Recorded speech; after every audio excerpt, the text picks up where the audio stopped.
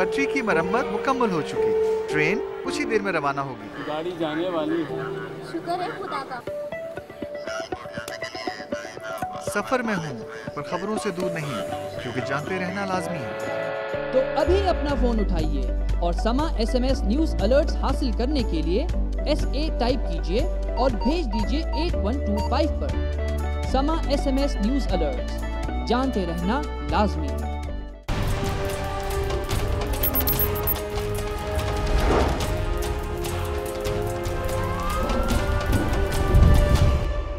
गुजरावाला की मासूम सोबिया पर किसी ने इतना तशद्दुद किया कि ना सिर्फ उसके बाजू और नाक की हड्डियां टूट गईं, बल्कि उसका पूरा जिस्म जख्मों से चूर चूर था।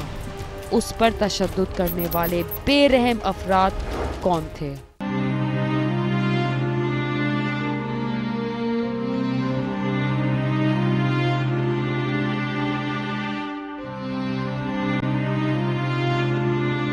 गुजरांवाला रेस्क्यू 1112 के दफ्तर में किसी ने इतला दी कि कखड़ मंडी रोड पर एक 9-10 साला बच्ची खून में लथपथ अपनी जिंदगी की आखिरी सांसें ले रही है। इस पर रेस्क्यू के हमले ने नीम मुर्दा बच्ची को अस्पताल पहुंचाया। बच्ची की हालत नहायत खराब थी। उसके जिस्म की हड्डियां टूटी हुई थीं और जिस्म पर तशद्दुद के बहुत ज्यादा निशानात थे। जब बच्ची आई है उस वक्त ज़ाहिर बात है कि उसकी चोटें एक तो काफ़ी ज़्यादा गहरी चोटें थीं, सर में चोटें थीं और बायां बाजू उसका फ्रैक्चर था। ठीक है, उसके बाद ये है कि बच्ची का जो कॉन्शियस लेवल था जो वो काफ़ी हद तक डिटेरिएटेड था। इब्तदा में बच्ची की शनाख्त ना हो सकी और ना ही वो इस हालत में थी कि किसी को कुछ बता सकती। चाइल्ड प्रोटेक्शन ब्यूरो नामी NGO ने बच्ची को अपनी तहवील में लेने का ऐलान किया, मगर जब मीडिया पर बच्ची के बारे में खबर नशर हुई तो लश्कर नामी शख्स ने चाइल्ड प्रोटेक्शन ब्यूरो के दफ्तर में फोन कॉल की कि ये मेरी बच्ची है, मैंने इसे शनाख्त कर लिया है और मैं इसे लेने के लिए आ रहा हूँ। काफी देर गुजर जाने के बाद जब वो शख्स वहाँ ना पहुँचा तो पुलिस ने उसे फोन नंबर से ट्रेस करने की कोशिश की, मगर वो उस वक्त तक अपना घर छोड़कर फरार हो चुका था। लेकिन जब वो दोबारा अपने घर से कुछ सामान लेने के लिए आया तो पुलिस ने उसे गिरफ्तार कर लिया। बच्ची है जिसका नाम सोबिया है, वो मिली है ईदी सेंटर वालों को।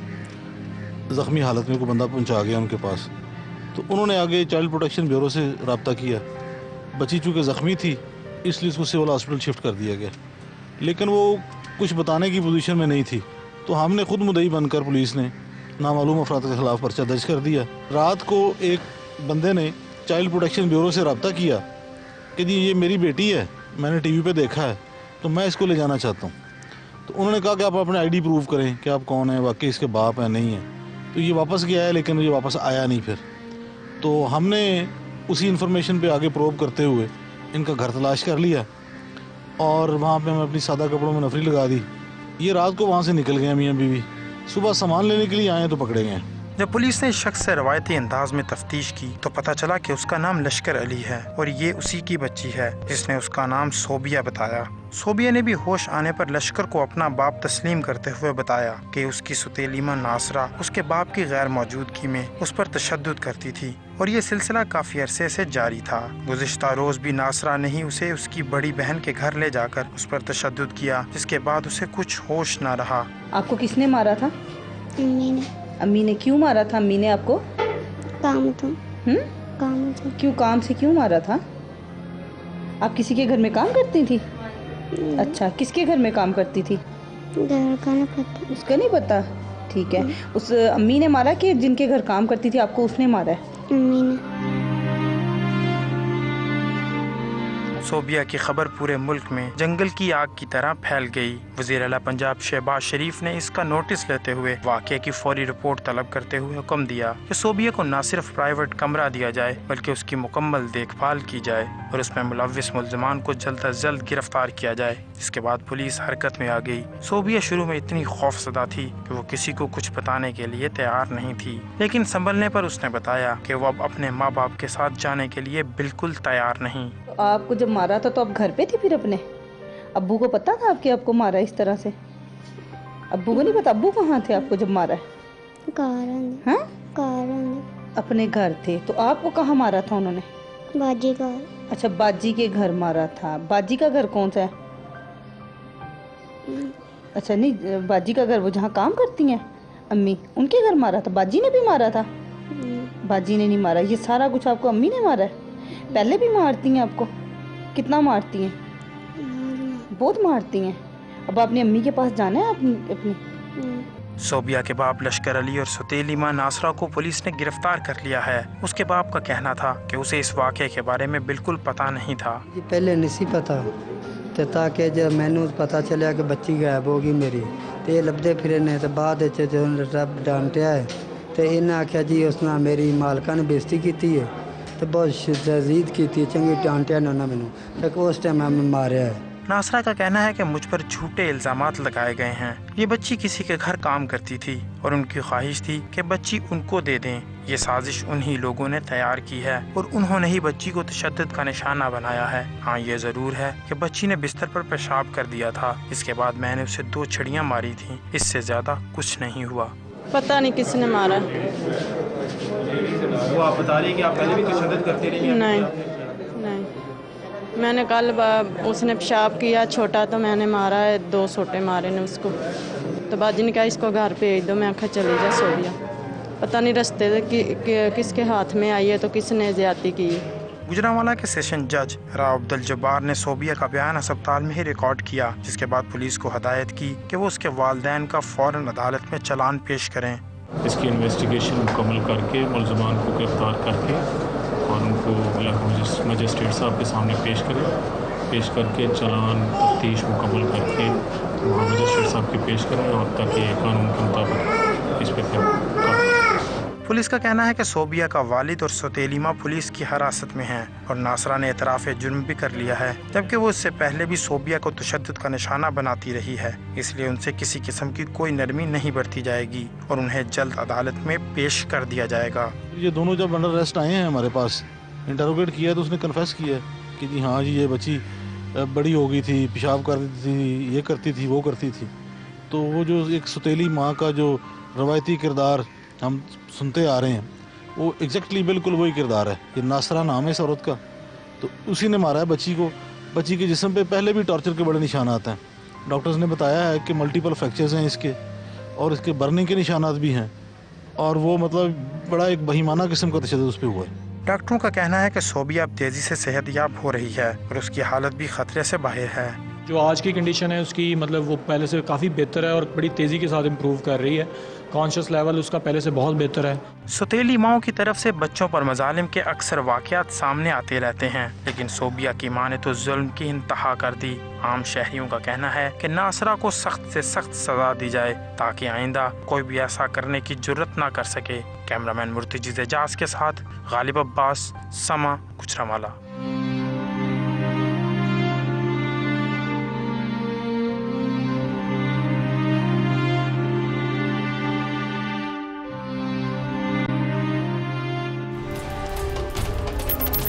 रावलपिंडी के मशहूर इलाके पीर बधाई में होटल का कमरा लेने पर शुरू होने वाली तकरार ने जब तूल पकड़ा तो पूरा इलाका फायरिंग से गूंज उठा। बेगुनाह मुलाजमीन पर क्या बीती।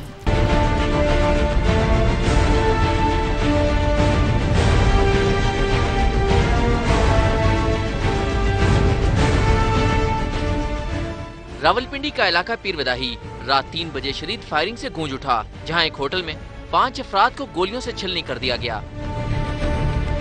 पुलिस के मुताबिक नामालूम शख्स लोहार गली में वाक़े होटल में दाखिल हुआ। काउंटर पर बैठे मुनीर नामी शख्स से कमरा किराए पर लेने पर तकरार के बाद मुलजिम ने पिस्तौल निकालकर फायरिंग कर दी, जिससे मुनीर जख्मी हो गया, जबकि होटल के मुलाजमीन बशीर, मुबशिर, वली खान और फैसल मौके पर ही दम तोड़ गए और उमर शरीद जख्मी हो गया।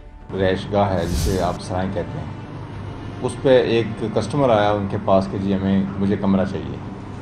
उसकी आपस में तलकलामी हुई उसके साथ कोई किराए के ज़्यादा होने पे कि उसने कहा ये लेट आवर्स हैं, ये कौन सा इतना किराया तुम लोगे मुझसे। उस पर तलकलामी हुई, आपस में हाथापाई हुई। हाथापाई होने के बाद उसने उसको फायर किया। उसने जब उनको देखा कि और बंदे भी हैं, उसने जो सामने आया उसको फायर कर दिया। रात की तारीकी में अंधाधुंध फायरिंग से इलाके में खौफ फैल गया। मकामी अफराद का कहना है कि मुलजिम 5 अफराद को कत्ल करने के बाद फरार हो गया था। मैं तो उधर होटल पे गया हूँ तो वहाँ लाशें पड़ी हुई थी और हम ऊपर नहीं चढ़े, वापस आ गए, सीधे हॉस्पिटल पे आ गए। यही सुना है कि उधर कत्ल हुए हैं 5। पीर बधाई बस स्टैंड के करीब कायम होटल के मालिक का कहना है कि वो नहीं जानता कि मुलजिम ने फायरिंग क्यों की। मेरा एक मुलाजिम था, उसने मुझे फ़ोन करके बुलाया था जब मैं आया हम ऊपर नहीं गए, हम वो एक लड़का अभी जिंदा है उसके को लेकर इधर आ गए। एक मुसाफिर है, एक लड़का है। उस लड़के ने थोड़ा सा बताया पुलिस वालों को, लैदा इलाकों के रहने वाले हैं, अगर दुश्मनी हो तो एक ही होनी चाहिए ना, सब की तो नहीं है।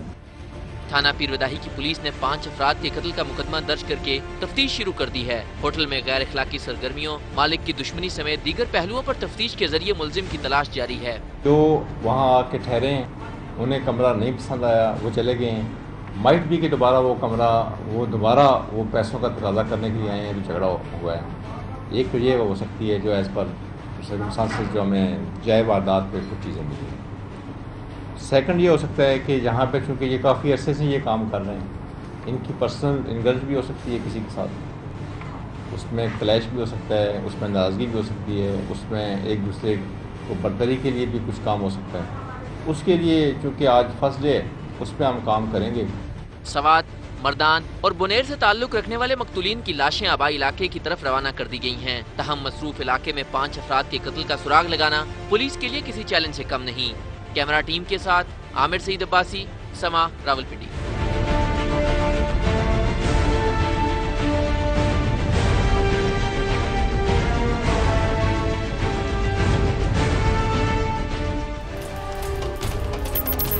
कसूर का एक मेहनतकश रमजान अपनी महबूबा के घर उसे मिलने गया और लापता हो गया।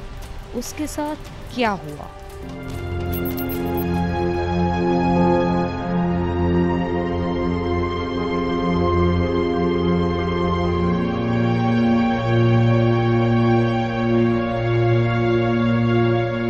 कसूर के इलाके मुस्तफाबाद अमीर कॉलोनी का रहायशी मुख्तार अहमद मेहनत मजदूरी करके अपने घर वालों का पेट पाल रहा था। उसके 3 बेटे और 5 बेटियां हैं। उसका बड़ा बेटा रमजान लाहौर की एक फैक्ट्री में काम करता था। 1 माह कबल वो घर से किसी काम के लिए गया और फिर वापस न आया। घर वाले उसे तलाश करते रहे और अगले रोज थाना मुस्तफाबाद में रमजान के अगवा का मुकदमा दर्ज करवाने के लिए दरख्वास्त दे दी, मगर पुलिस ने कोई कार्रवाई न की।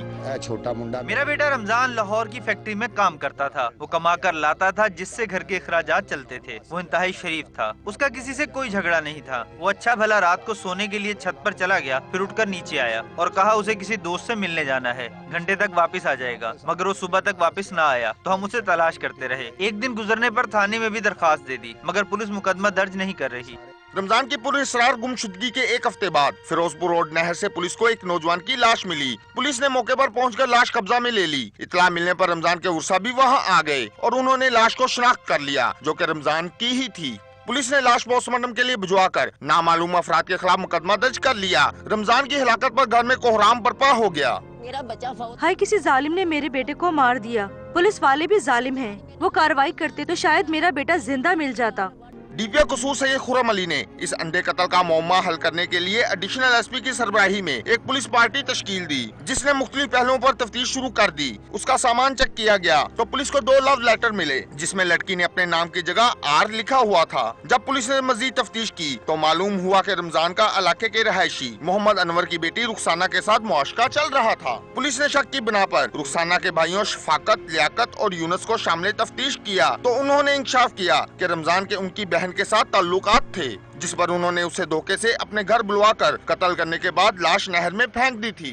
डेड बॉडी मिली थी एक रमजान नाम के शख्स की, तकरीबन 20-22 साल नौजवान था। इसकी डेड बॉडी मिली थी नहर में से इसके कत्ल के कोई 1 हफ्ते के बाद। और फिर पहले तो डेड बॉडी आइडेंटिफाई नहीं हो रही थी, फिर आइडेंटिफाई किया गया, मुख्तलिफ लोगों पे शक भी था। फिर हमने एक स्पेशल टीम बनाई एडिशनल एसपी साहब की निगरानी में, मुतल्लिका SHO और सारे साहिबान की, और उसमें फिर हमें ये एक क्लू मिला। इसके जब हमने सामान की तलाशी ली तो उसमें से कुछ लेटर्स मिले जिससे ये लगता था कि इसका किसी खातून के साथ ताल्लुक़ है। उसमें फिर हमने ट्रेस किया तो फिर ये सारा बात सामने आई कि उस खातून जो रुखसाना बीबी थी उसके भाइयों ने इसको कत्ल किया। गिरफ्तार हो गए? जी गिरफ्तार हो गया मुलजिम, सारी बात की निशानदेही कर दी उसने। मकतूर रमजान के उर्सा ने आला हुकाम से मुतालबा किया है कि कातलों को जल्द अज जल्द कैफरे करदार तक पहुंचाया जाए और अगवा का मुकदमा दर्ज करने में सुस्ती करने वाले पुलिस एहलकारों के खिलाफ भी कार्रवाई की जाए। साथी रिपोर्टर महमूद मशफी के साथ आमिर शहजाद, समा, कसूर।